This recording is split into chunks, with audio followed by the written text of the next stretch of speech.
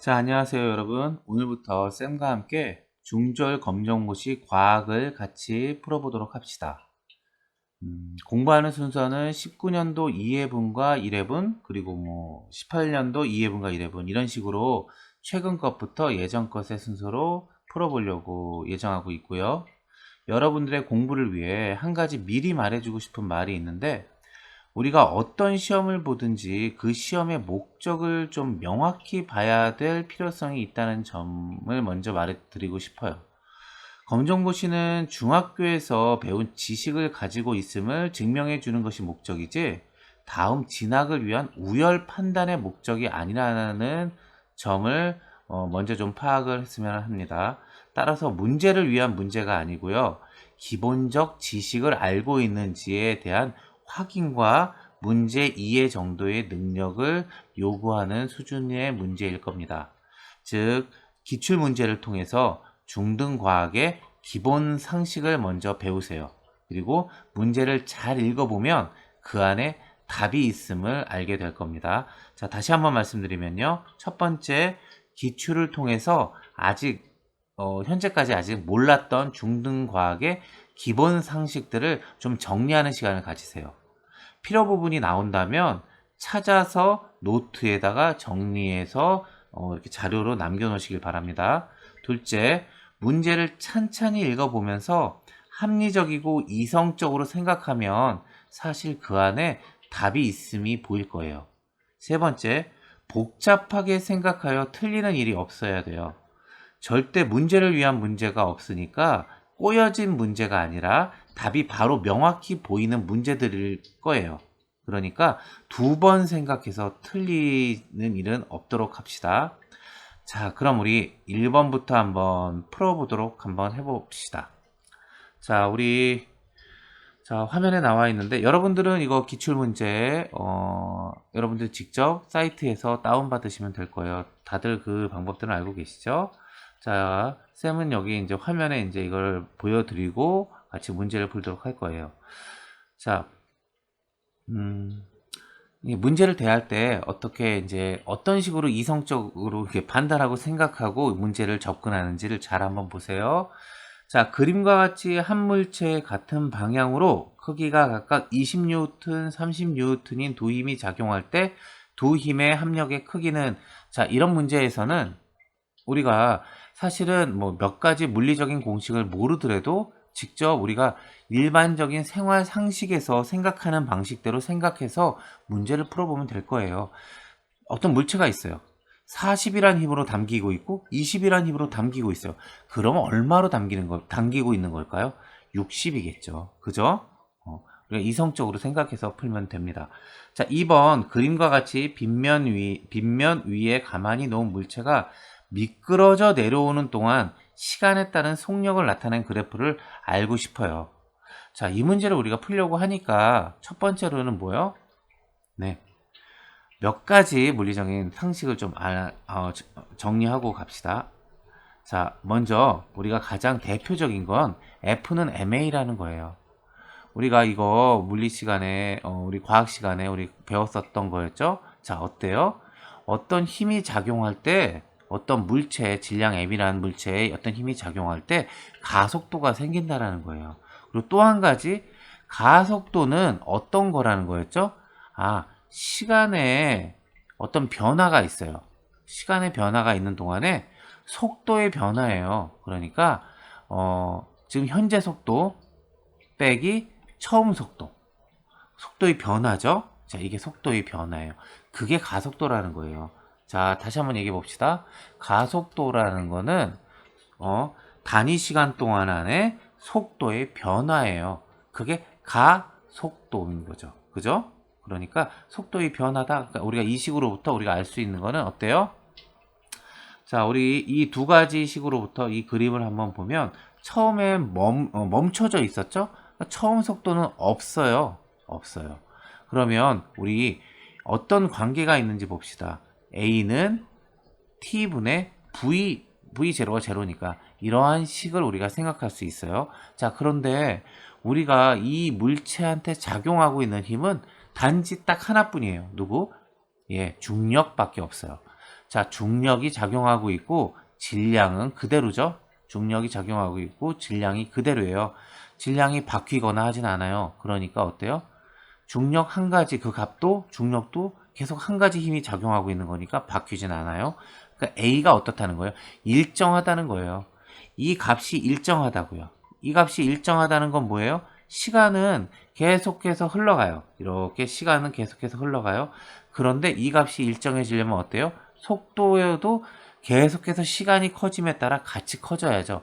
시간이 1이 되면 속도도 1, 시간이 2가 되면 예를 들어 속도도 2, 시간이 3이 되면 속도도 3. 자, 그런 그래프 나타내고 있는 애가 누구 있죠? 1번이죠. 시간이 1이면 속도도 1, 시간이 2면 속도도 2, 시간이 3이면 속도도 3. 그죠? 자, 그러니까 우리가 이 두 가지 사실, F는 ma와 어떤 거? 가속도에 대한 사실, 이 두 가지 정도는 알고 있어야지 이번 문제를 정확히 풀 수 있겠죠. 만약에 이거를 모르고 있었다 하면 우리가 어때요? 우리의 감각, 우리의 실제 생활에서의 경험을 통해서 문제를 풀겠죠. 어떻게요?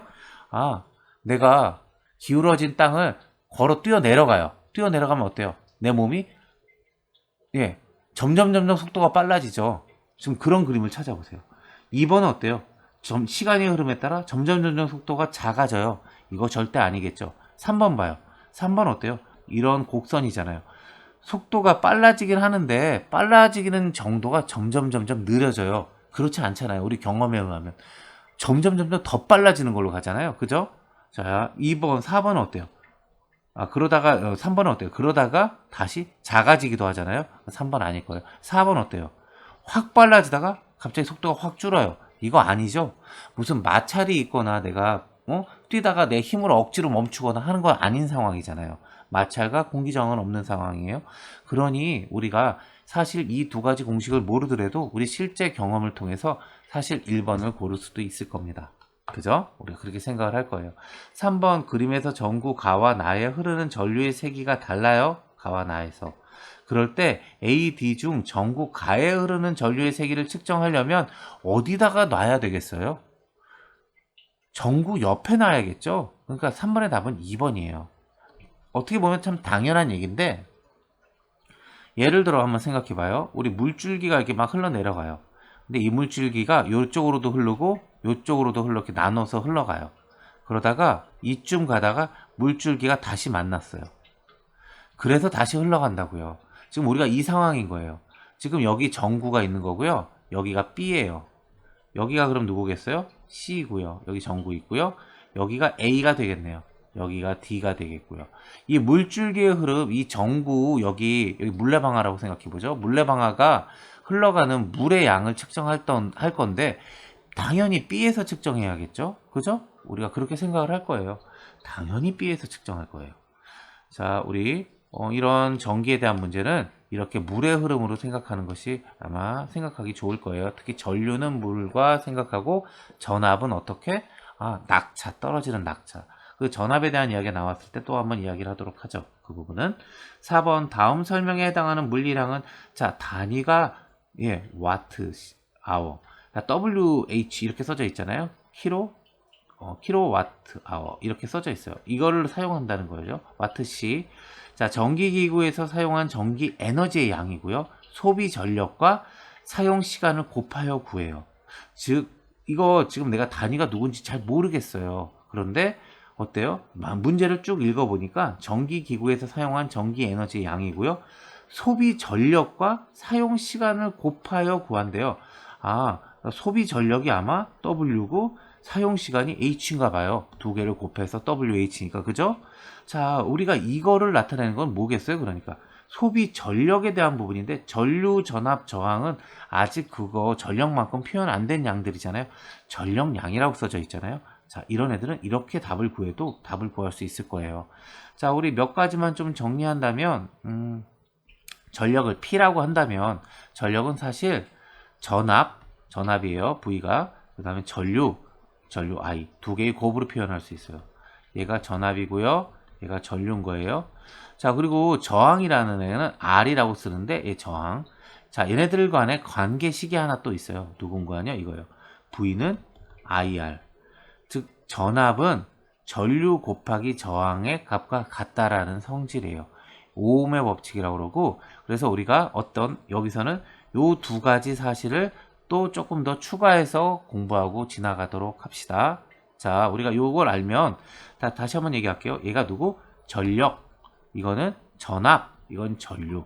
P는 그러니까 뭐예요? 전압 곱하기 전류. 이게 전력이다. 그 다음에 V는 I와 R에 이런 관계가 있더라 라는 사실을 같이 한번 알아두고 갑시다. 자, 우리가 그러니까 전력은 이렇게 P 이렇게 해서 구하는데, 이 P에다가 시간을 곱해주면, 사용 시간을 곱해주면 전력량이 되어진다는 거예요. 이런 전력을 나타내는 기구인데, 그 기구를 3시간 동안 사용했어요. 그러면 어때요? 전력이 30W인데 내가 3시간 사용했으면 얼마? 90W가 되어지겠죠. 그죠? 그러니까 전력량은 90만큼 내가 3시간 동안, 그러니까 그만큼 전력량을 사용한 거예요. 자, 우리가 그렇게 이해하면 될 것 같아요. 자, 5번. 그림과 같이 레이저 빛이 입사각 60도로 들어왔으면 어떻게 나갈까요? 60으로 나가겠죠. 그죠? 우리 잘 모르더라도 이 사실을 우리가 그렇게 예측할 수 있을 거예요. 어떻게? 입사각과 반사각이 같아요. 대부분의 모든 것들이. 특히 빛에서도. 그 다음에 굴절은 이걸 통과해서 들어갔을 때 굴절율이 달라진다고 그러죠? 예, 굴절각. 이거는 나중에 이야기하도록 합시다. 지금 어쨌든 이건 뭐예요? 반사예요. 반사니까 어때? 입사각과 반사각은 같다. 62이고요. 그러니까 5번의 답은 3번. 다음 중 진폭이 가장 큰 파동은 자, 여기서는 일단 진폭만 일단 설명하고 갑시다. 진폭, 주기 이런 것들이 있지만 그 뒷부분에 나오니까, 자, 진폭은 우리 이걸 이야기하면 돼요. 진폭 그럼 뭐예요? 높고 낮음이에요. 파도가 쳐와요. 파도가 높고 낮게 들어가요. 이게 진폭이에요. 즉 높은 곳에 요 높이 제일 높게 치고 있는 애가 누구예요? 1번이 가장 높게 치고 있죠? 얘는 4예요. 얘는 2구, 1이에요. 누가? 4가 제일 높겠죠? 진폭은, 그러니까 진동하는 그 폭, 가로로 폭을 얘기했어요. 진동하는 폭이 가장 큰 거는 6번에 1번이 되어질 겁니다. 자, 이렇게 해서 문제 풀고, 자, 다음 7번. 그림은 두 물체 AB가 접촉하여 열 평형에 도달한 것을 나타낸 것이다. A가 잃은 열량이 30이에요. 자, 외부의 출입은 없대요. 열이 외부에서 들어가고 나간 출입이 없어요. 그러면 어때요? 이 안에 있는 열은 이 안 어딘가에 가야 돼요. 자, A가 30을 잃었어요. 그러면 그 30은 누군가 요 안에 있는 애가 얻어야죠. 걔가 B가 얻겠죠. 당연히 그러니까 7번의 1이에요. 그죠? 우리 일상적인 경험으로 생각해봐도, 그죠? 당연하게 생각할 수 있어요. 즉, 외부와의 열의 출입이 없는 단열 상태에서는 열이나 에너지는 보존되어진다라고 이야기할 수 있는 거예요. 자, 8번. 그림은 어떤 고체 물질의 가열 곡선이다. A, D 중 이 물질의 녹는 점. 자, 그러면 우리 몇 가지 용어를 알아야 된다는 거죠. 이거는 기화라는 말은 뭐예요? 기화, 기체가 된다란 말이에요. 그러니까 C는 어떤 거예요? 액체에서 고체가 되어지는 상황인 거죠. 자, 융해 그러면 어때요? 녹는다는 얘기죠. 융해. 그럼 내가 구하고 싶은 건 뭐예요? 녹는 점이잖아요. 그러니까 융해가 있는 B가 되어지겠네요. 그죠? 우리가 그렇게 생각을 할 겁니다. 9번. 다음 설명에 해당하는 이온은 칼슘 원자예요. 얘가 전자 두 개를 잃었어요. 자, 전자는 마이너스예요. 잘 알아두세요. 전자는 마이너스를 띠고 있어요. 그러니 마이너스 띠고 있는 전자 두 개를 잃었으면, 원래가 제로 상태였으면 전자 두 개 잃었으면 어때요? 예, 플러스 2가 되겠죠. 마이너스 2가 빠져나갔으니까 플러스 2가 되어지겠죠. 자, 그래서 답은 3번인데, 사실 방금 설명한 내용을 모르더라도 칼슘 원자인데 CA인데 그거 써줬잖아요. CA라고 직접. 1, 2, 4번은 아니겠죠. 칼슘이라고 표현된 건 3번밖에 없잖아요. 이렇게 답이 명확해요. 그러니까 오해할 여지가 없는 부분으로, 그러니까 두 번 생각해서 틀리지 않았으면 좋겠어요. 어찌됐든 칼슘 원자는 그렇고요. 또 이것도 알아둡시다. 그냥 탄산이온과 반응하면 어때요? 탄산 칼슘이 된다. CA하고 CA, 그러니까 CAE 플러스 요거죠. 얘와 얘네 둘이 합쳐서 쓰면 E 마이너스 E 플러스 합쳐서 제로 되겠죠? 예, 넣고 빼질 거예요. 그래서 CaCO3가 되어진다. 자, 그림과 같은 장치로 서로 잘 섞이는 액체 혼합물을 끓여서 분리한대요. 끓여서 분리한대요. 그럴 때 어떤 성질을 이용한 거예요? 끓였잖아요. 그럼 끓는 점이겠죠? 예? 당연하죠? 예. 11번 다음 설명에 해당하는 예로 적절한 것은 물리 변화는 물질의 고유한 성질이 변하지 않고 모양이나 상태가 변한다. 자, 물리 변화와 화학 변화를 구별하는 생각은 이거예요. 성질이 바뀐다예요. 그게 화학 변화예요. 성질이 안 바뀌는 건 그냥 물리 변화. 지금 어때요? 철사를 구부렸어요. 철사는 철사인데. 나무가 불에 탔어요. 자, 나무가 불에 타면 어때요? 연소했잖아요. 그거는 어떤 성질이 바뀌잖아요. 나무가 불에 타게 되면 성질이 바뀌어져요. 원래 나무가 있던 성질을 잃고 다른 성질이 수시되어지죠. 나무가 불에 탔어요. 그럼 성질이 바뀌죠. 2번은 화학 변화가 되겠네요. 자, 3번 깡통에 녹이 슬었어요. 그럼 어때요? 철이 산화됐다고요. 그러니까 이것도 성질이 바뀌었죠. 사과의 자른 면이 갈변됐어요. 갈색으로 변했다고요. 그럼 어때요? 그 사과 그 물질이 공기와 접촉해서 변화된 거예요. 산화됐어요. 자, 그러니 물리 변화는 딱 봐도 1번을 찾을 수 있겠죠. 그렇죠? 아, 일단 어때요? 2번, 3번, 4번과 다른 그룹인 줄 알아요. 그러니 1번을 고를 수 있다고요. 우리가 이런 식의 문제를 풀 때 항상 공통되는 생각은 구분 지을 거예요. 그룹이 다르다고요. 그런 녀석을 찾아내면 걔가 답이에요. 그쵸? 예. 2번, 3번, 4번 그룹과 1번은 좀 다르다고요. 그러니까 우리가 1번을 고를 거예요. 12번 그림은 눈의 구조를 나타낸 것이다. 눈과 물체와의 거리가 변할 때요. A, D 중 두께가 변화되어 초점을 조절하는 것은. 자, 우리가 한번 생각해 볼게요. 우리 볼록 렌즈 있어요. 오목 렌즈 있고요. 우리 볼록 렌즈로 뭘 하죠? 빛을 모아서 그저 태웠잖아요. 우리 그런 거 예전에 어렸을 때 하잖아요. 이렇게 돋보기 가지고 이렇게 빛을 모아가지고 태우죠. 즉 빛이 들어오는 빛이 모이는 성질이 볼록이에요. 그리고 바깥으로 퍼져나가는 게 오목이 될 거고요. 자, 이 중에서 볼록 렌즈가 들어돼서 들어온 빛이 한 군데에 모이도록 하는 거예요. 그게 누구예요? 이 수정체의 역할이죠. 그죠? 자, 즉 빛이 이렇게 들어와서 이 망막에 모여지도록 하는 그러한 구조를 해주는 역할을 해주는 애가 수정체라는 겁니다. 자, 다음 13번 수소기체와 산소기체는 질량비가 1대 8이에요. 반응하여 물을 생성했대요. 다음에서 반응한 산소기체의 질량을 알고 싶어요. 그죠? 자, 일단 첫 번째 질량비가 1대 8이래요. 질량비가. 근데 수소가 어쨌든 2g 썼어요. 그러면 이 사용되어진 질량비가 1대 8이에요. 사용되어진 질량비가 얘가 1이고 얘가 8인데 얘가 2g 썼으면 얘가 얼마겠어요? 16g이겠죠. 그래서 답은 4번이 맞고요. 또 다른 생각 하나는 좌변에 있는 질량이 우변에 있는 질량과 같아야죠. 생기거나 없어지지 않을 거예요. 얘가 2g이고 얘가 18g이면 얘는 얼마여야 돼요? 16g이어야 될 거예요. 그죠? 그러니까 우리가 당연히 그렇게 문제를 풀 거예요. 괜히 복잡하게 생각해서 얘가 앞에 2가 붙어 있어서 2g이면 얘는 1대 8이고 얘는 안 붙어 있으니까 얘는 여기 8g 아닐까? 이렇게 생각해서 복잡하게 생각해서 틀리지 말아야 돼요. 사용되어진 질량비가 1대 8이니까 얘는 2g이 사용되어졌고 얘는 16g이 사용되어진 게 맞답니다. 자, 14번 그림은 입의 단면 구조를 나타낸 것이다. 세포가 울타리를 세워놓은 것처럼 나란히 배열되어 있어요. 자, 여기서 지금 뭔지도 모르겠지만 울타리처럼 세워져 있는 애를 찾아보니까 어때요? 울타리 조직이네요. 그죠? 예, 그렇게 우리가 구해도 답은 충분히 구해요. 자, 그리고 또 하나 더 사실을 배웁시다. B에는 어때요? 광합성이 가장 활발하게 일어나도록 엽록체가 들어있어요. 울타리 조직에 엽록체가 들어있습니다. 이거 알아둡시다. 여하튼 그런 모든 사실을 몰라도 문제를 보고도 이성적 합리적으로 생각해도 B를 구해낼 수 있어요.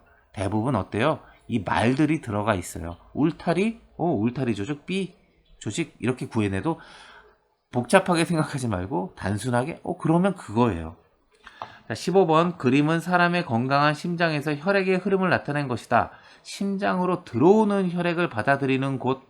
자, 그림을 보세요. 이런 문제. 그림이 있으면 항상 그림을 이용하면 돼요. 자, 들어오는 건 뭐예요? 우심방에 들어오고 있죠. 좌심방에 들어오고 있어요. 그러면 들어오는 게 누구예요? 우심방, 좌심방. 그럼 15번의 답은 4번이에요. 그죠? 우심방, 우심질 기능 잘 몰라도 우리가 이렇게 보고 알 수 있어요. 자, 화살표를 보니까 우심방으로 피가 들어와서 우심질 거쳐서 다시 몸으로 나가도록 하죠. 예, 그런 구조긴 해요. 자, 16번 다음 예에 해당하는 화학 반응은 생선 비린내를 없애기 위해 레몬즙을 뿌렸어요. 벌침에 쏘였을 때 암모니아수를 발라요. 즉 어떠한 현상이 왔는데 또 다른 걸 덧붙여서 얘를 어떻게 해요? 없애는 방법으로 가요. 그럼 뭘까요 도대체 이 중에서? 연소는 뭘 태우는 걸 테고요. 산화 반응, 환원 반응은 좀 이따 설명해 드리고요. 자, 중화 반응이란 게 뭐죠? 우리가 뭐 독을 중화한다 이런 말도 많이 봤잖아요. 그죠? 어떤 거를 섞어서 중성으로 만든다고요. 없애지는 방향으로 한다고요. 즉 생선 비린내가 심한데 레몬즙으로 중화시켜요. 그죠? 그러니 우리가 몰라도 4번을 고를 거예요. 자, 산화 반응에 대해서 한번 얘기를 한다면 산화 반응은 우리 이렇게 이해합시다. 자, 이 부분은 좀 정리해 놓으세요. 어떤 반응을 통해서 산소를 얻는 거가 산화 반응이에요. 자, 산소를 얻는다라는 말 우리가 기본적으로 H2O 한번 생각해 볼게요. 이거 물이에요. 물이죠. 자, 산소를 얻는다는 말은 우리 반대로 얘기하면 산소를 잃는다는 말하고 같아요. 자, 수소를 얻는다라는 말은 산소를 얻는다라는 말은 수소를 잃는다라는 말과 같아요. 말이 좀 꼬였네요.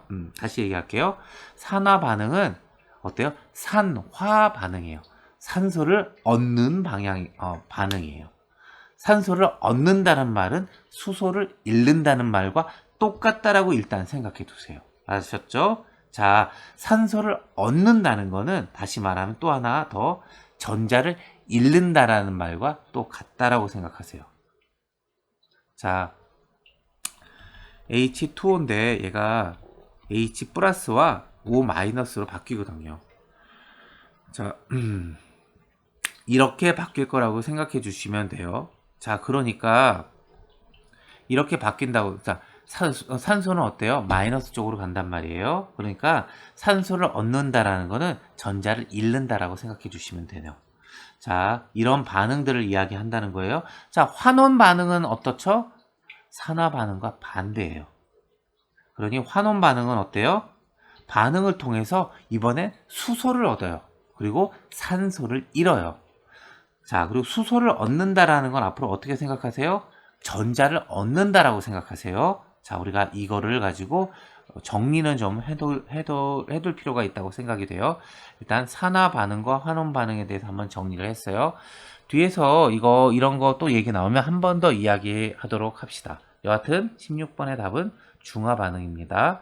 자, 17번 다음 설명에 해당하는 생식 방법은 뿌리, 줄기, 잎 등의 영양기관을 통해서 번식을 한다 라고 했죠. 그리고 우수한 품종의 보존과 대량 번식에 유리하다. 자, 이거 어떤 걸까요? 17번의 답은 3번 영양생식이에요. 자, 한번 봅시다. 뿌리, 줄기, 잎 등의 영양기관을 통해서 번식한다고 그랬어요. 그러니 이름을 어떻게 지었겠어요? 영양생식이라고 지은 거예요. 그죠? 그러니까 우리가 문제 안에 항상 답이 있어요. 그러니까 문제를 잘 읽어만 봐도 답을 알 수 있어요. 자, 그리고 두 번째 있는 건 그게 그 기능이구나 하고 같이 알아둡시다. 우수한 품종의 보존과 대량 번식에 유리할 거예요.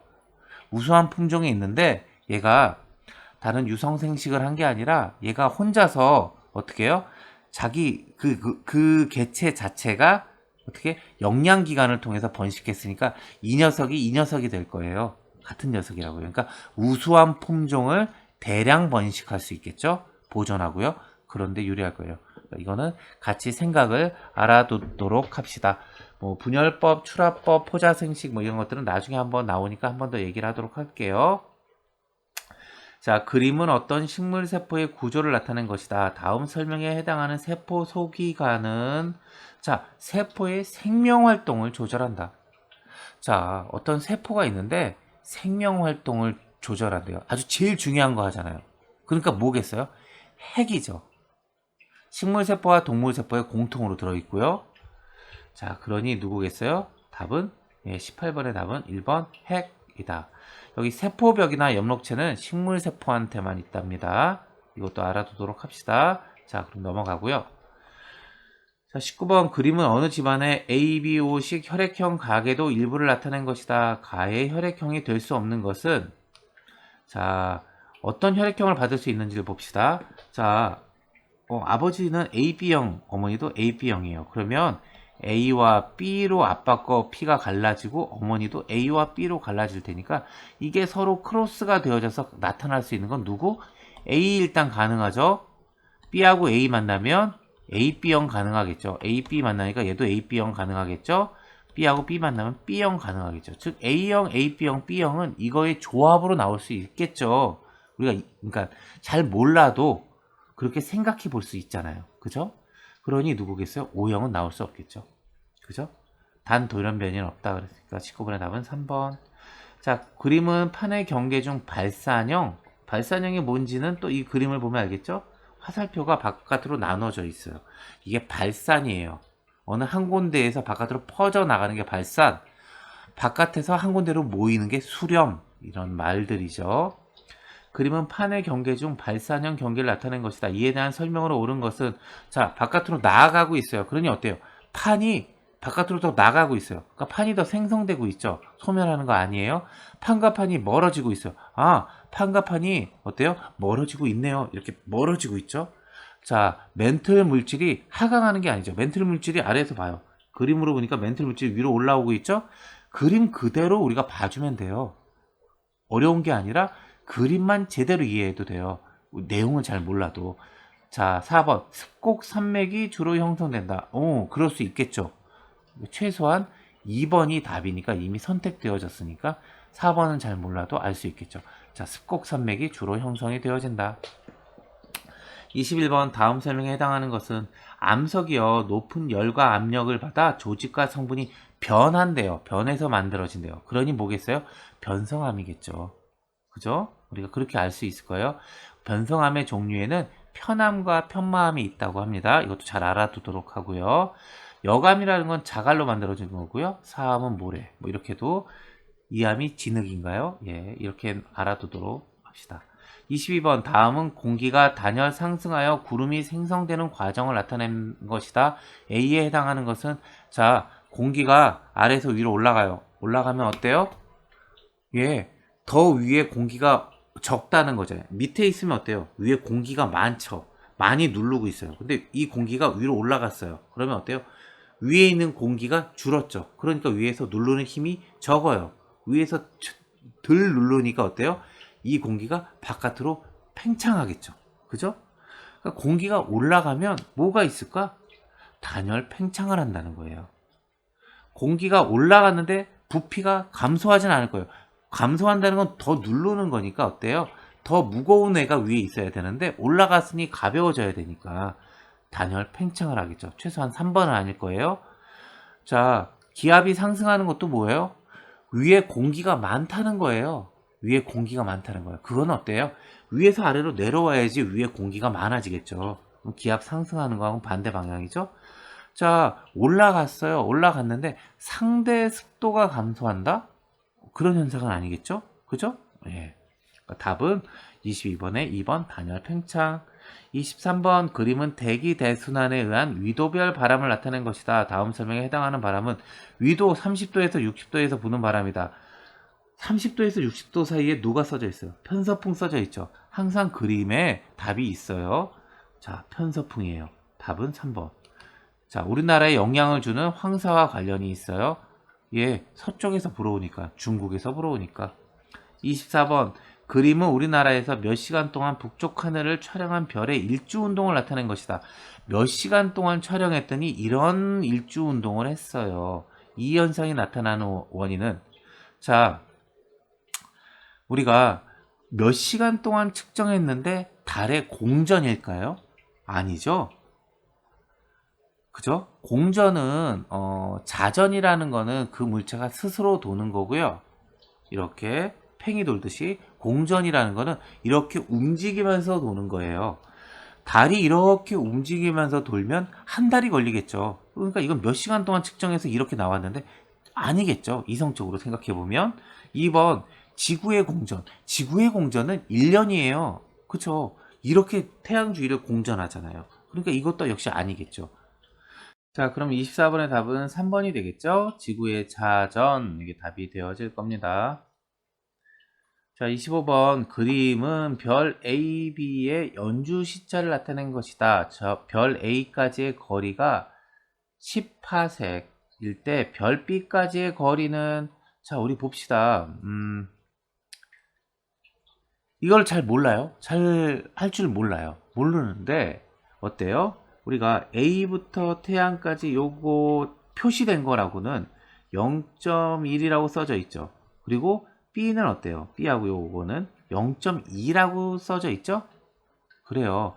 얘가 지금 0.1에서 0.2로 어때요? 반으로 줄어들었어. 두 배로 늘어났어요. 그죠? 각이 두 배로 늘어났어요. 늘어났는데 요 그림상으로 보니까 어때요? 그림상으로 보니까 거의 길이는 반으로 줄어들었죠? 그러니까 우리가 이것만 그림만 보더라도 10파색이면 반값 정도인 5파색이 되겠구나라고 찍을 수도 있을 거예요. 그죠? 자, 그래서 답은 여하튼 간에 25번의 답은 2번인데 여하튼 우리가 이 말인 거예요. 우리가 별 A나 B에 떨어져 있는 별을 어떻게 지구가 이렇게 한 바퀴 돌아요. 그래서 여기였을 때 지구가 이 별의 위치를 측정하죠. 그리고 이 별이 보여지는 거예요. 그리고 여기 이쪽으로, 여기가 뭐 여름이면 이쪽 겨울이 됐을 때 또 위치를 측정하고, 그래서 요 각을 구할 수 있죠. 요 각으로부터, 그러니까 요 각이 A 별과 B 별을 봤더니만 요 A와 B 별이 이렇게 움직여질 거 아니에요. 우리가 하늘을 보니까 하늘에서 이렇게 A별은 B별은 요만큼 움직이는데 겨울과 여름 사이에 A별은 요만큼밖에 안 움직일 거라고요. 그죠? 요 각이 더 좁으니까. 그러니까 A별이 더 많이 떨어져 있구나라는 사실을 안다는 거죠. 즉 이게 연주 시차를 구한다라고 하고, 이걸 통해서 결국 뭘 한다? 멀리 떨어져 있는 별과의 지구로부터, 태양으로부터 그 멀리 떨어진 별까지의 거리를 구할 수 있구나, 이 각으로부터. 그러한 사실인 거죠. 그래서 우리 이 연주 시차에 대한 내용은 그 정도까지만 정리하고, 어쨌든 어떻게 요 각으로 거리를 알 수 있으니, 요 각이 2배 커졌으니 거리는 반으로 줄었구나 라는 사실을 알면 될 겁니다. 자, 우리 1회차 한번 또 가보도록 해봅시다. 자, 오늘은 이렇게 1회차, 2회차 두 개의 회차를 풀어볼 겁니다. 자, 그림과 같이 한 물체의 두 힘이 오른쪽으로 나란히 작용한다. 자, 한 명은 3으로 밀고 한 명은 2로 밀었어요. 그럼 둘이 합쳐지면 5로 밀겠죠? 오른쪽으로 5예요. 그죠? 당연하겠지만, 예, 그 얘기예요. 2번, 그림과 같이 발로 찬 축구공이 2초 동안 직선 운동하여 10m 이동했어요. 축구공이 10m, 2초 동안에 10m 이동했어요. 그럴 때 속력을 구하고 싶은 거예요. 자, 우리 저번 시간에는 가속도 배웠지만 이제 속력은 어떻다는 거예요? 속력은 똑같아요. 단위 시간 동안에 이동한 거리예요. 아까 전에 가속도는 뭐였죠? 가속도는 단위 시간 동안에 변화된 속도의 변화, 그랬단 말이에요. 자, 그게 가속도였어요. 자, 속력은 어때요? 빠르기예요. 빠르기라는 거는 시간 동안에 일정한 시간 동안에 얼마만큼 거리를 이동했는데 그 말인 거잖아요. 자, 그러니까 우리가 사실 속력이라는 거 잘 몰라도 우리가 그렇게 이 문제로부터 사실 구해낼 수도 있을 거예요. 사람들이 그런 생각으로 속력을 정한 거니까. 자, 속력은 이거예요. 2초 동안에요. 10m를 이동했단 말이에요. 그러니까 그 축공의 빠르기가 나오는 거죠. 5라고. 그죠? 그래서 단위는 m/s가 되어질 거예요. 이번에 답은 3번이 되어집니다.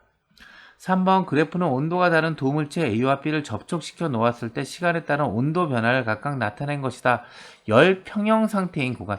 열이 일정하게 되어져요. 그게 평형이잖아요. 그죠? 그건 어디예요? 라겠죠? 그러니까 사실 이걸 몰라도 라를 구해낼 수 있을 거예요.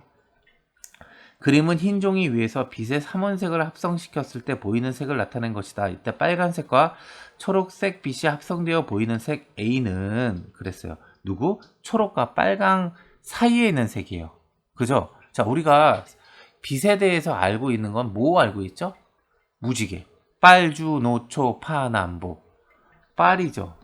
빨, 주, 노, 초, 파, 남, 보. 그렇죠. 빨강과 초록 사이에 누구 있어요? 주황색과 노란색 있죠. 그럼 누구겠어요? 4번의 답은 2번. 그래요. 우리 이렇게 알 수 있어요. 다음 중 기울기가 다른 빗면을 이용하여 같은 물체를 높이 h까지 각각 일정한 빠르기로 끌어올려요. 힘의 크기가 가장 작은 것은, 자, 이 문제 모르겠어요. 어떻게 구하는지 모르겠어요. 그런데 우리 경험에 한번 비유해 보세요. 자, 우리가 한번 생각해 보면 이런 상황들이 있었잖아요. 어떤 상황 때 힘이 가장 적게 들까요? 어떨 때? 각이 가팔라요. 그러면 어때요? 힘들잖아요. 근데 각이 작아요. 그러면 어때요? 예, 좀 수월하게 끌겠죠. 그쵸? 예, 우리가 그렇게 알 수 있어요. 다음 중 기울기가 다른 빗면을 이용하여 같은 물체를 높이 h까지 끌어올릴 때는 어때요? 우리가 이 물체의 각도를 가지고 생각할 수 있어요. 그러니까 우리가 어때요? 이걸 풀 줄 몰라도 이성적으로 생각해보고 합리적으로 생각해도 답이 1번인 줄 알고 구해낼 수 있을 거예요. 자, 우리 다음 6번으로 가봅시다. 전격 소비 전력이 10W인 선풍기를 전격 전압 220V에 연결하여 40Wh의 전력량을 사용하였다. 이 선풍기의 작동 시간은, 자, 얘 전격 소비 전력이 10이에요. 10W. 그런데 전력량이 30Wh예요. 자, 우리 얼마만큼? 시간이 얼마만큼? 자, 10W인데 이걸 3시간 동안 켰으니까 30이 된 거예요. 그죠? 잘 몰라도 아마 3시간 곱할 것 같아요. 하지만 우리 저번 시간에 배웠어요. 6번의 답은 2번 되어지겠네요. 자, 7번 그림과 같이 아세톤이 들어있는 비닐봉투를 60도씨 물에 넣었더니 아세톤이 기화가 되어 비닐봉투가 부풀었어요. 다음 중 비닐봉투 내에서 변한 것은, 자, 비닐봉투 묶었죠. 비닐봉투 안에 있는 것은 바깥의 것과 단절된 거예요. 그쵸? 묶었으니까. 단 비닐봉투는 완전히 밀폐되었다라고 지금 또 밝혀주고 있어요. 자, 한번 생각해 봅시다. 우리 그냥 잘 몰라요. 모르는데 이성적으로 생각하는 거예요. 자, 묶었는데 안에 분자의 수가 바뀔까요? 아니죠. 묶었잖아요. 나간 애가 없을 거예요.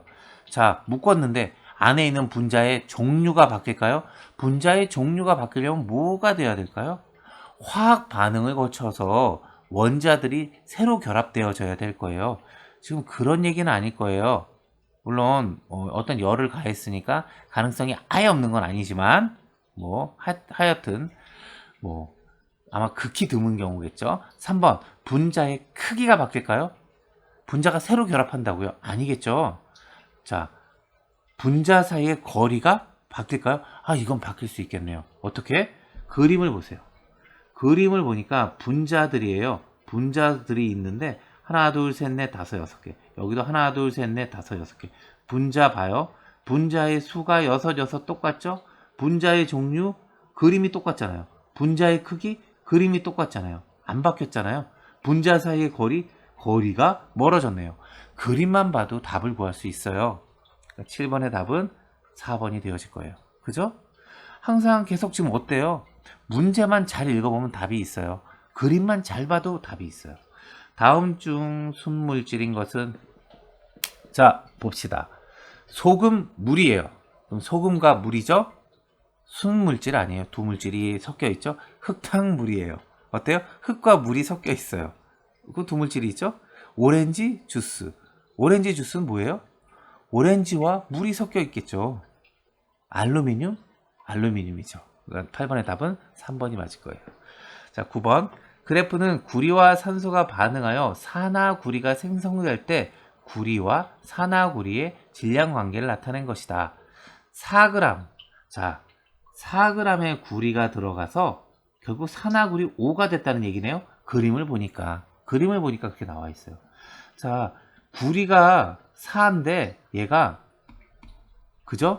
누군가 들어와서 5가 됐단 말이에요. 그죠? 누구? 산소가 들어온 거예요. 그럼 산소가 얼마가 들어왔겠어요? 5가 되어지려면 1이 들어와야겠죠? 그쵸? 이거는 변하지 않을 거예요. 그죠? 좌변의 양과 우변의 양이 같아야겠죠. 9번의 답은 1번이 되어집니다. 10번. 다음은 황산구리가 물에 녹아 이온화되는 과정을 나타낸 것이다. 기억에 해당하는 이온은 자, 좌측에 있는 원소가 우측에 있는 원소들, 그러니까 원자들, 좌측에 있는 원자와 우측에 있는 원자들의 뭐가 하나가 더 생기거나 없어지거나 할 수는 없어요. 그 녀석으로 표현되어져야죠. 자, 그러니 좌측에는 Cu, 구리가 있단 말이에요. 그런데 우측에는 어때요? 구리가 없죠. 그러니까 기억에 누가 들어와야 돼요? 구리가 들어와야 돼요. 자, 그래서 답은 2번이 맞을 거예요. 절대 1번, 3번, 4번은 아니겠죠. 자, 그런데 2번은 맞는데 어때요? SO4가 E- 이쪽에 전자가 두 개가 같단 말이에요. 그러니까 CU에는 어때요? 전자 두 개를 잃은 거죠. 그러니까 E 플러스가 되어질 거예요. 이쪽에 정기적으로도 변화가 있지는 않을 테니까. 11번. 그림은 세 종류의 물질이 물속에서 이온화된 모습을 모형으로 나타낸 것이다. 이들 수용액 속에 공통으로 들어있는 것, 염기성을 나타내는 원인이 되는 이온. 염기성을 나타내는 원인이 되는 이온이 누군지 모르겠어요. 모르겠는데 공통으로 있는 건 뭔지, 공통으로 들어있는 거라고 그랬잖아요. 공통으로 들어있는 건 뭐예요? OH- 수상기죠. 얘가 여기 지금 있잖아요. 그죠? 공통으로 있잖아요. 그러니 답은 1번 고를 거예요. 자, 얘 때문에 염기성을 나타낸다는 거예요. 자, 이것도 알아둡시다. 나중에 또 우리가 이게 염기성, 산성에 대해서 좀 배우게 될 거예요. 자, 뭐 이거 물하고도 똑같은 건데 H2O가 또 OH-와 H+로 쪼개질 수도 있겠죠. 예. 산소와 수소로만 쪼개지는 게 아니라 이렇게도 쪼개질 거예요. 얘를 가지고 있는 게 염기성이고 얘를 가지고 있는 게 산성이라고 생각해 주시면 될 것 같아요. 그러니까 산성은 우리 뭐 염산 뭐 이런 애들처럼요. H가 들어있다. 그러면 얘 산성이다라고 생각하시면 되고 OH가 들어있다. 그러면 얘가 염기성을 띠고 있다라고 생각해 주시면 될 것 같아요. 그리고 중간이 중성이죠. 자, 여하튼 12번. 다음 설명에 해당하는 사람의 유전은 색깔을 잘 구별하지 못한다. 우리 이거 알잖아요. 이거 뭐죠? 이게 색깔에 대해서 구별을 못해요. 그래서 색맹이라고 얘기하는 거예요. 그래서 이건 생명에 대한 유전이에요. 이거는 성염색체에 의한 유전이라고 합니다. 이것도 같이 한번 알아두고 넘어가 갑시다. 생명은 성염색체에 의한 유전이래요. 자, 13번. 압력이 일정할 때 기체의 온도와 부피의 관계를 나타내는 그래프로 오른 것은 13번은 우리 딴 건 모르겠고 이거는 알아둡시다. PV는 nRT라는 식이에요. 혹은 이거 PV는 T와 비례한다. 이런 지금 이게 이거와 같은 말이죠. 사실 같은 말이에요. 그 상수라고 본다면 자, 즉 우리가 한번 봅시다. 지금 어때요? 압력이 일정해요. 이 값이 일정하다고요. 그러면 기체 부피가 커지면 T가 커져야죠. 부피가 작아지면 T가 작아져야죠. 즉 V하고 T는 그래요. 정비례 관계에 있어야 돼요. 그런 그림은 뭐예요? 2번 반비례, 3번은 온도가 변해도 부피는 절대 안 변하고 4번은 작아졌다 커지고 그러니까 정비례가 되어지는 건 누구예요? 13번의 답은 1번이 되겠죠. 그래서 우리 요거는 꼭 알아둡시다. 뭐 예를 들어 T가 일정해요. 그럼 P가 커지면 V는 작아지겠죠? 그러니까 P하고 V는 반비례 관계가 성립할 거예요. 그러니까 얘 하나만 알아둔다면 이 압력과 온도와 부피에 대한 문제를 다 맞을 수 있을 거예요. 그러니까 이거를 알아둡시다. 14번 그림은 어떤 식물의 뿌리 단면을 나타낸 것이다. 골무 모양으로 생긴 생장점. 골무 모양. 그럼 뭘까요? 뿌리 골무겠죠. 문제 안에 답들이 있어요. 사람들이 그 모양을 보고 이름들을 정하기 때문에 문제 안에 항상 답이 있어요. 자, 우리가 혹시 골무를 못 찾아봤더라도 물관이나 채관은 아닐 거예요. 물관이나 채관은 지금 요거예요. 요 뿌리 줄기 안에 들어있는 요 관들, 얘네가 물관과 채관이에요. 그래서 우리가 뿌리 골무를 찾을 수 있을 겁니다. 그리고 우리 이 끝단에, 항상 끝단에 생장점이 있어서 그래서 잘하는 거예요. 15번 그림은 사람 혈관의 종류와 구조를 나타낸 것이다. 온몸에 그물처럼 퍼져 있으며 조직세포와 물질 교환을 하는 A는, 자, 온몸에 그물처럼 퍼져 있는 게 바로 모세혈관. 우리 모세혈관 이름 많이 들어봤잖아요. 아주 짧고 얇게 쫙 퍼져 있는 거, 그게 모세혈관이에요. 자, 우리 그렇게 알아두도록 하고요. 자, 16번 그림가는 사람의 호흡기관이고 나는 호흡 운동 원리를 알아보는 실험 장치. 그림 나에서 사람의 폐에 해당하는 것은, 자, 이런 문제를 볼 때에는 좌측의 가의 그림과 나의 그림을 이게 비교해서 보는 거예요. 유리관에 해당되는 게 요 숨이 지나가는 요 기관이 되어지겠죠? 예. 그리고 요 사람 폐, 아무래도 고무풍선이겠죠? 그리고 사람 몸통이 뭐 유리병 정도 될 테고, 그 다음에 예, 이 막, 예, 폐 밑에 있는 이 횡격막, 뭐 막 이런 거가 역할이 되겠죠. 여하튼 간에 고무풍선이 되어질 거예요. 16번의 답은 2번. 17번 그림은 사람 귀의 구조를 나타낸 것이다. 웨이도로 들어가는 소리를 모으는 A는, 자, 우리가 A의 이름은 우리 알잖아요. 이거 달팽이관인, 소리 듣는 달팽이관이나 뭐 방고리관이나 몸의 균형 잡는 뭐 전정기관, 이런 애들은 아니잖아요. 여기 귀에 있는 거, 이거 귓바퀴죠? 17번의 답은 고를 거예요. 좀 더 자세한 설명들은, 나머지 것들은 우리 나중에 또 한번 보도록 해봅시다. 18번 다음 설명에 해당하는 생식 방법. 식물이 영양기관인 기는 줄기.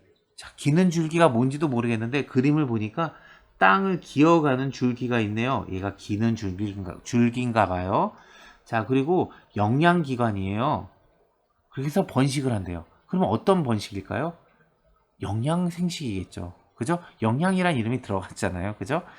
영양기관인 줄기에서 번식이 되어져요. 무성생식이고, 아까 전 시간에 한번 했었던 거죠. 기는 줄기 일부분은 땅에 묻으면 뿌리가 나와 새로운 개체가 되는 번식을 한다. 이런 생식이다. 자, 19번 그림은 개구리의 발생 과정 일부를 순서 없이 나열한 것이다. 발생 과정을 순서대로 나열한 것은, 자, 가나다라에서 제일 마지막에 있는 건 최소한 라겠네요. 그죠? 라가 중간에 있지는 않을 것 같아요. 자, 근데 발생 과정이에요. 세포가 어때요? 한 덩어리가 있는데 얘가 잘게 나누어서 막 이렇게 세포가 막 분열하죠. 그래서 결국에는 이 개구리 올챙이가 되어진단 말이에요. 그러니까 처음에 세포수가 적은 것부터 쭉 나열하면 될 것 같아요. 그러니까 그러니까 이거 그림을 지금 다 같은 크기로 지금 놔서 그렇지, 다가 제일 작겠죠? 다, 가, 나, 라 이렇게 되겠네요. 다가, 나라. 19번의 답은 3번 되겠네요. 자, 우리가 이렇게, 이것도 그러니까 합리적으로 생각하면 다가, 나라밖에 없어요. 그쵸? 20번 그림과 같이 어떤 광물을 철크립에 가까이 가져가서 봤더니 달라붙었어요. 그러니까 자석처럼 붙었다고요. 그럼 이게 광택이겠어요? 굳기겠어요? 쪼개짐이겠어요? 자성이겠죠. 그죠? 예, 우리가 그렇게 해서 문제를 풀 수 있을 겁니다. 21번 다음 설명에 해당하는 우리나라의 계절. 시베리아 기단의 영향으로 춥고 건조해요. 그게 봄이겠어요? 여름이겠어요? 가을이겠어요? 겨울이겠죠. 그리고 이 시베리아 기단의 영향으로 춥고 건조하면 서고동저형의 기압 배치가 주로 나타난다 라고 써져 있어요. 자, 이거 우리나라예요. 우리나라인데 여기 육지고 여기 바다예요. 여기가 물이라고요. 여기가 육지고. 자, 겨울이에요. 겨울이면 어때요?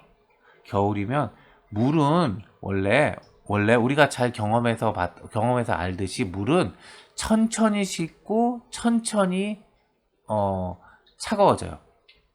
그러니까 온도가 오르는데도 천천히 오르고 온도가 식는데도 천천히 식어요. 그러니 겨울이에요. 날씨가 추워요. 그러면 어디가 더 춥겠어요? 육지가 더 춥겠죠? 여기가 더 추워요. 물보다. 바다보다. 그럼 육지가 더 추우니 어떻겠어요? 여기가 공기가 더 차요. 여기는 얘에 비해서 공기가 좀 따뜻하고요. 그러니 따뜻한 공기는 어때요? 위로 올라가겠죠? 그러니 얘가 공기가 위로 올라가니 이쪽에 있는 공기가 채워질 거예요. 즉 어때요? 이쪽 육지에서 바다 쪽으로 바람이 불죠. 자, 우리가 이쪽에선 공기가 올라가요. 올라가니까 공기가 다 위로 올라가니까 이쪽에선 어떻게 해요? 위에 있는 기체수가 적어져요. 그러니까 이쪽이 저기압일 거예요. 공기의 압력이 낮다고요. 이쪽에서는 위에 올라갔던 공기가 다 위로부터 막 채워져서 밀려서 밑으로 나가는 거예요. 그러니 여기는 어때요? 공기가 많아요. 그러니까 여기가 어때요? 고기압, 공기의 압력이 높다고요. 고기압이에요. 그러니 어때요? 서고동저가 겨울이구나 라는 사실을 아는 거예요. 자, 이거 대충이나마 한번 설명했고요. 나중에 나오면 한 번 더 하든가 하겠습니다. 22번 다음 설명에 해당하는 전선은 찬 공기가 있고요. 따뜻한 공기가 있는데 따뜻한 공기가 있어요. 근데 그림을 보니까 어때요? 찬 공기가 밑으로 들어오네요. 그래서 따뜻한 공기가 위로 올라간대요. 그러니 어떻게 되겠어요? 이렇게 밀려 올라가죠. 그죠? 자, 이런 전선 찬 공기가 따뜻한 공기를 밀어서 올리는 거 이게 뭐예요? 이게 한랭 전선이죠. 자, 다시 한번 얘기하면 이거예요. 찬 공기가 찰 한자예요. 냉랭할 냉자. 한랭. 자, 찬 공기가 더운 공기를 밀어 파고든 거예요. 지금 그림이 그렇잖아요. 찬 공기, 그랬더니 더운 공기가 위로 밀려 올라간 거예요. 그러니까 찬 공기 때문에 발생한 일이에요. 그래서 한랭 전선인 거예요. 자, 23번. 그림은 우리나라 주변 바다 AD 중 난류와 한류가 만나 조경수역이 만들어질 수 있는 곳은, 자, 우리나라 다시 한번 그려보면요. 이렇게 생겼어요. 근데 찬 바닷물은 이쪽에 있겠죠. 더운 바닷물은 남쪽에 있겠죠. 그럼 얘네들이 서쪽에서 만나겠어요? 여기서 만나겠죠? 동쪽에서. 그러니 어디에요? D에서 만나겠죠? 그러니까 23번도 차분히 생각해보면 그냥 답이 나오는 거예요. 24번 다음 설명에 해당하는 천체는 태양에 가까워지면 꼬리가 생겨요. 달이 그래요? 안 그렇죠. 화성이 그래요? 북극성이 그래요? 아니죠. 그러니 해성이겠죠. 해성이라는 게 뭐예요? 예, 태양에 이렇게 가까이 와서 지나가는데 태양풍 때문에 꼬리가 생겨지겠죠. 태양풍 때문에 뒤에 날려가는 부분들이 생겨요. 태양 주위를 긴 타원 궤도나 포물선으로 이렇게 돌죠. 궤도를 그리면서 돌아요. 자, 이런 애들이 해성입니다. 다음 설명에 해당하는 은하는 막대 모양 구조와 나선팔이 있다. 자, 막대라는 게 다른 게 아니라 요 가운데 있는 요 길쭉한 부분이 막대예요. 이게 막대고요. 자, 우리 은하가 이에 속해요. 나선팔은 이거예요. 이렇게 나선팔, 이렇게 바깥으로 이렇게 반시계 방향으로 이렇게 팔처럼 이렇게 휘돌려 나간 부분 있죠? 그러니까 얘가 가운데에서 시계 방향으로 돌고 있나 봐요. 그러니까 바깥쪽에 반시계 방향으로 팔이 나간 것처럼 보여지는 거죠. 실질적으로는 시계 방향으로 도니까. 여하튼 우리 은하가 이에 속한다. 자, 그건 알아둡시다. 우리 은하가 이런 모양이래요. 자, 그런데 막대 모양의 나선팔이에요. 그러면 얘의 이름은 뭘까요? 막대 나선 은하겠죠. 그러니까 25번의 답은 3번이 맞을 거예요. 그러니까 그 모양을 보고 이름을 정하기 때문에 항상 이렇게 우리가 유추해서 풀어봐도 충분히 알 수 있어요. 자, 우리가 이거를 조금 더 추가적으로 좀 본다면 이거 하나 좀 보도록 해봅시다. 다른 거 아니고요. 자, 이렇게 생긴 모양이 한번 보세요. 이렇게 생겼으니까 은하가 이렇게 생겼대요. 그러면 어떤 은하라고 이름 짓겠어요? 타원이잖아요. 타원 은하라고 이름 짓겠죠. 자, 얘는 어때요? 약간 렌즈처럼 가운데 볼록 이런 식으로 생겼어요. 그래서 렌즈형이라고 한 거예요. 뭐 여기까지 여러분들한테 문제가 나오거나 하진 않을 거고요. 정상 나선 은하라는 게 있는데 얘는 어때요? 가운데 막대가 없어요. 그런데 뭐요? 나선팔이 있어요. 그래서 얘가 정상 나선 은하인 거예요. 자, 막대 나선 은하는 가운데 이런 막대 모양이 있고 나선들이 있는 거예요. 이렇게. 그죠?